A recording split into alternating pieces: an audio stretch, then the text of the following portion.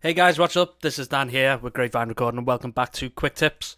This video might not seem that useful to some people. It's not entirely a mixing tip, it's more of an organisational tool. Don't get me wrong, you can use it to drastically improve some aspects of your mixing, and it's a process that every like professional mix engineer will have done at least once. And what that is the idea of subgroups.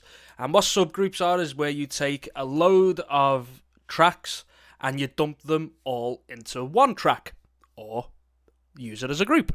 So in Pro Tools, how you set that up is by using auxiliary tracks. So you just set up a stereo aux track, and there it is here, aux 1, and you can then use that as, well, to be fair, I've already got mine set up. I've got this set up as a guitars subgroup. This is just an aux track called guitars. As you can see, the input of this is a bus called guitars. All you do is set it to a bus and you can right click on it and rename it to whatever you want it to do. And as you can see here, all of these other guitar tracks, so U to U, are all outputting to that bus. And as you can see, I'll have done that to all the stuff that happens in the chorus, to the vocals, to the drums. You know, that's kind of what I do it to. And the reason why we would do that is because now we can treat all of them individual elements as one. So now we've got all of these guitar tracks that we can add plugins to, and they won't just affect a single one, they'll affect the lot. That's something that, you know, is very, very common practice. So instead of putting a compressor on all of them individually, you can go, you know, dynamics, compressor, and then if we just solo this,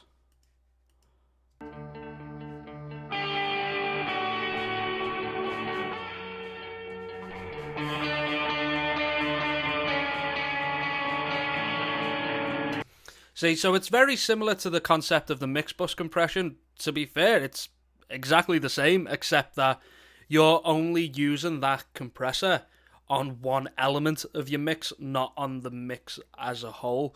And as I say, you know, drums, this happens to probably in 90% of the mixes you've ever listened to, is, you know, they will be grouped together and processed as one.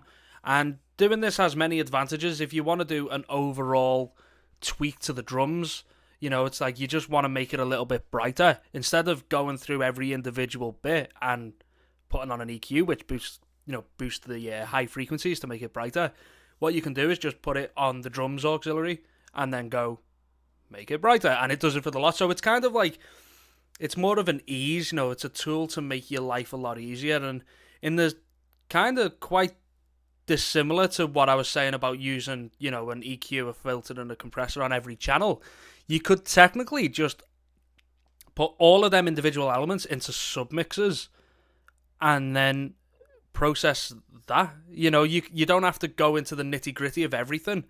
You can just group it into its own subgroup and then affect that as you would want to. And that's a really good concept, I think, to get your head around and have a little think about. You know, it's something that might prove really useful to you. And, you know, a lot of this stuff in modern music anyway, they'll get bounced down to stems and people will mix the stems. And effectively what a stem is just all the guitars. You know, all the guitars will be summed together to make a guitar stem. So this is effectively just doing that. But as I say, it's just a little quick video to get your head around. It's something that we're going to look at later by how we're going to process the drum group. So, yeah, thank you all very much for watching, and I'll see you all tomorrow.